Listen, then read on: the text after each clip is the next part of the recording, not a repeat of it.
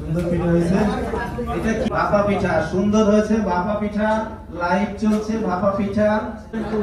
Sir আমাদের এই ফিরনিটা দেখতে পারেন, এটা হচ্ছে যশোরের ঐতিহ্যবাহী গুড় দিয়ে বানানো, সাথে হচ্ছে এটা হচ্ছে গুড়ের ফিরনি।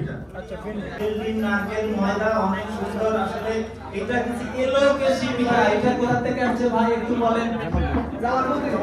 জামালপুর থেকে। ও সুন্দর, জামালপুর থেকে এলোকেশি পিঠা।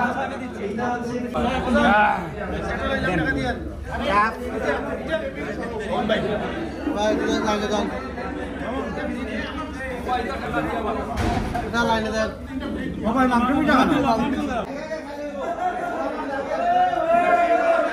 স্যার খেয়ে কেমন লাগতেছে আপনার কাছে?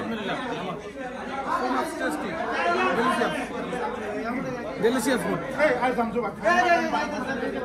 Very good.